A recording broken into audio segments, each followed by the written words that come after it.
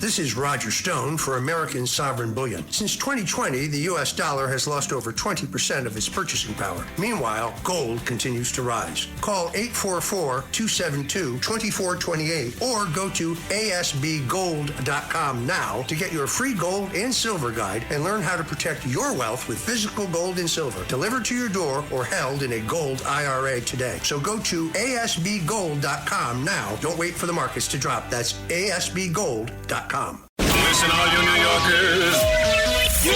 Taxi. Okay, man, we're looking around. This is the 77 WABC minicast. Well, Sunday morning, Easter Sunday. And, today we have with us Betsy McCaughey, who was the former lieutenant governor of the state of New York, and now she is running for governor from her home state of Connecticut. And, Betsy McCaughey, we had you on a few weeks ago. Would you give us an update what's going on in Connecticut? Well, the campaign is going very well. You know, Connecticut is made up of 169 beautiful towns, many of them little and charming. And one of the reasons I jumped into this race is that lefty Ned Lamont, the governor of Connecticut, is waging a war on home ownership and these beautiful towns, stripping them of their ability to zone locally.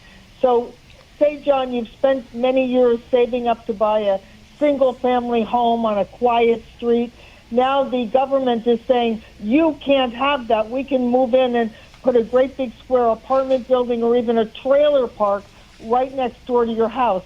So I'm fighting for homeowners all across the state. That's one of my major goals, is to protect these beautiful towns and the lovely little streets from government overreach from Hartford. They want to move all the problems of the cities into every town. Well, that happened. A good friend of mine, he was a Democrat, was the Westchester County executive. And Rob Astorino, I love him. No, before that, I said a Democrat. My friend Andy Spano. Yes. And Andy Spano lost because they were going to build affordable housing in neighborhoods with regular homes. Yes. Well, look, I'm all for making housing affordable to people who want to start buying a home or renting a home.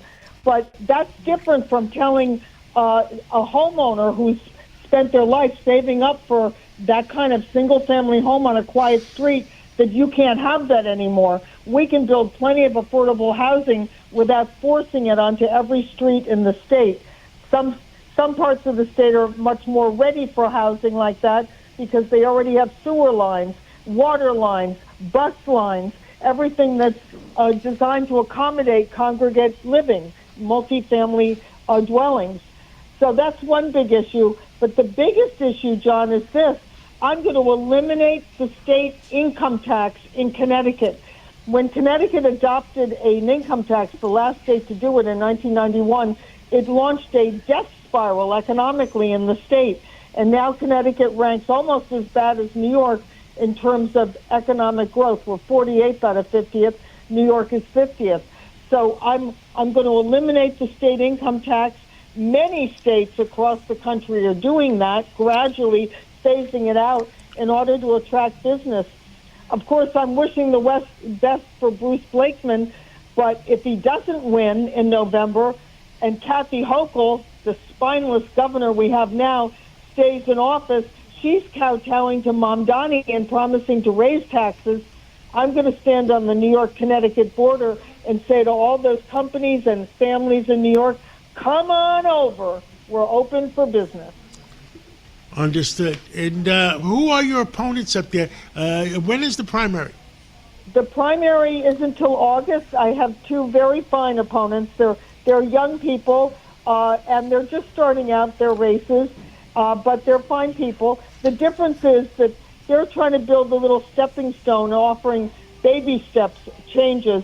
I'm coming in with a big idea. This election requires a big idea to turn Connecticut around.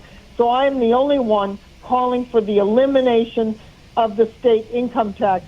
I'm also the only one standing with President Trump. I say to the Republicans in blue states like Connecticut, Don't be cowed by Trump's derangement syndrome. Don't be silenced when the Democrats coddle illegal immigrants and vilify ICE. I say stand with the president. He cowers to no one, and neither should we. I agree.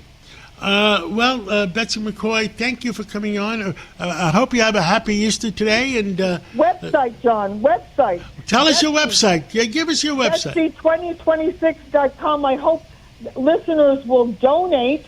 The maximum donation is $340. It's a real bargain compared with the state income taxes Connecticut residents have to pay.